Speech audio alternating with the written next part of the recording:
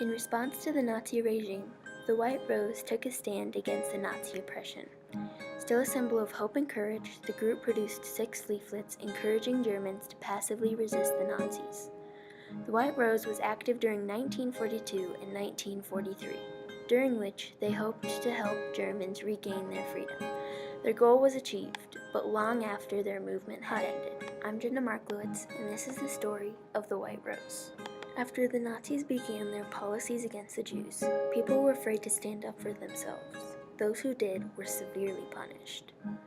Because of school teachings, Sophie and Hans Scholl as children were not just members of Hitler Youth, but were chosen as leaders of their squadrons. Hans was also chosen to carry the Hitler banner. They were both prime examples of perfect. Once he joined, Hans had many years of mandatory work, including 6 months in forced labor service. Next, he had to complete 2 years of UMT, Universal Military Training.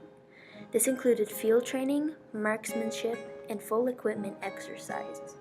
German youth could not get a job without completing these things unless they wanted to continue in the military service.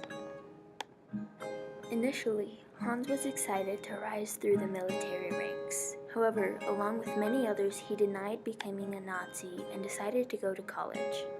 Hans was drafted to the army shortly after. He was sent to Austria and later returned to continue his studies. A group of medical students at Munich University, including Hans and Sophie Scholl, Willy Graf, Christoph Probst, Alexander Schmorl, and their professor Kurt Huber, started a poetry group, at which they discussed different literature and authors. After time, each meeting became more and more political, engaging in topics such as the Nazis and Hitler.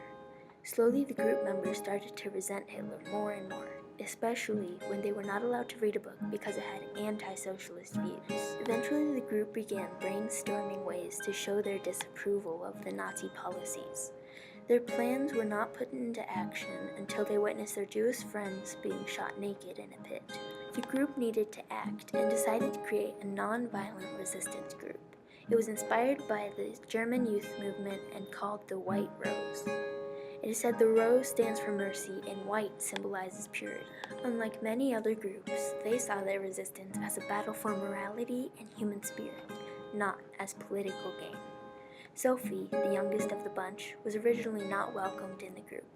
Fearing for her safety, her brother Hans excluded her. When Sophie was finally allowed to join, the group was not let down. She secretly bought the printing press that ended up being what the group most relied on. In the span of 1 year, this group wrote and printed 6 leaflets encouraging Germans to passively resist the Nazis. The leaflets were translated to be saying the following phrases. Every honest man is ashamed of their government. If the German people are already so corrupted and spiritually crushed that they do not raise a hand, then yes, they deserve their downfall. Only few recognized the threat of ruin, and the reward for their heroic warning was death. After all, an end in terror is preferable to terror with no end. Now it is our task to find one another again. 30,000 Jews have been murdered in this country in the most beastly way. There we see the most frightful crime against human dignity. Every human being has a claim to a useful and just state, a state which secures the freedom of the individual as well as the good of the whole. Our present state is a dictatorship of evil. We have no great number of choices. The only one available is passive resistance. Every word that comes from Hitler's mouth is a lie. The war is approaching its destined end. The guilt of Hitler and his minions goes beyond all measures. They will see, but will not listen. Hitler Youth tried to drug us. The frightful bloodbath has opened the eyes of even the stupidest Germans. It is slaughter which they arranged in the name of freedom and honor. Support the resistance, distribute the leaflets. These leaflets rarely included political commentary. They were a call for freedom. They often wrote about stolen free will, murders of the Jewish people, constant lying, and God's will. Every individual pursue his or her happiness. Many people were commonly shocked to read these leaflets. Because of this, over 60% of the leaflets were turned into the government. It was during this time that Professor Kurt Huber quit the group due to his concern when Hans started to bring his hardcore Nazism girlfriend to meetings, Gisela Schertling. Hans knew of her beliefs yet insisted she stayed.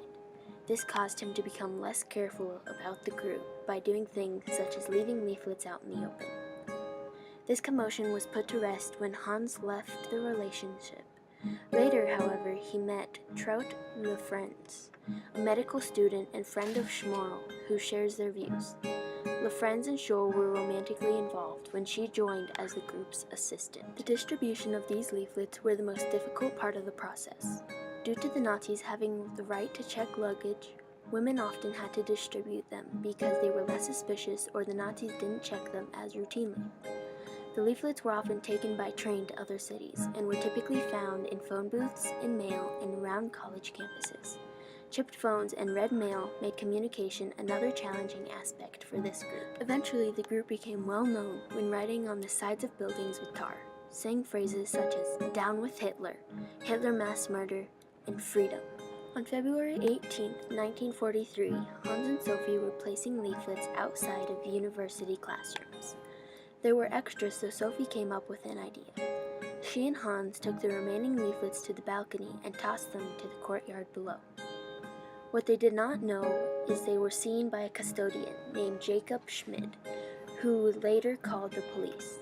Schmid was believed to be a blockward, someone in direct contact with higher power to report people, typically disguised as gardeners, handymen, and janitors. Sophie and Hans were taken to prison by Paul Geisler. They did not resist and were later put on trial at the People's Court, now known as Munich District Court. Due to the fact that the People's Court was lower-level court, they almost always responded to Nazi criticism with the death penalty, especially since all of the judges and interrogators were with the Nazi Party. During the trial, Sophie was given a chance to be set free. All she had to do was express regret for her actions, but Sophie did not want to turn on her beliefs or her brother. When Schmorl heard of the news, he tried to flee to Switzerland, only to turn around due to a snowstorm. When he returned, he too was arrested and tried with the Scholls. Adolf Hitler made it clear when he stated, "Everyone must know that if he raises a hand to strike against the state, then certain death will be his lot." He surely kept this promise when all three were charged with treason for being political traitors and sentenced to death by guillotine, a punishment considered harsh even by Nazi states. Monday, February 22, 1943, the day of the execution. It was said each of them were calm and showed no emotion. Because of this act, which had never been seen before, the guard violated the regulations and let them meet one last time. During this time, Hans said, "In a few minutes, we will meet in eternity." It appeared that the promise of afterlife made death easier. One by one, each of them were beheaded. Most memorable, Hans's last words were, "Long live freedom." Sophie's final words were, "How can we expect righteousness to prevail when there is hardly anyone willing to give himself up individually to a righteous cause? Such a fine sunny day, and I have to go. But what does my death matter if through us thousands of people are awakened and stirred to action? They shall continue what we have begun," were Willy Graf's last thoughts a few months later. Soon after, Christoph Probst was arrested and executed, leaving behind his wife and 3 children. Professor Huber was also forced to leave his wife and 12-year-old daughter. "I died for Germany's freedom, for truth, and for honor. Faithfully, I served these 3 until my very last heartbeat." Jürgen, or George Wittgenstein, died at the age of 96 on June 14, 2015. He was the last known survivor of the White Rose. Tried but never caught, he fled to America, became a doctor, and later received an award from West Germany for his bravery. Still honored by schools, streets, public squares, and literary awards, they are influential to millions across the world for showing courage only possessed by few. Good, splendid young people, you will never be forgotten.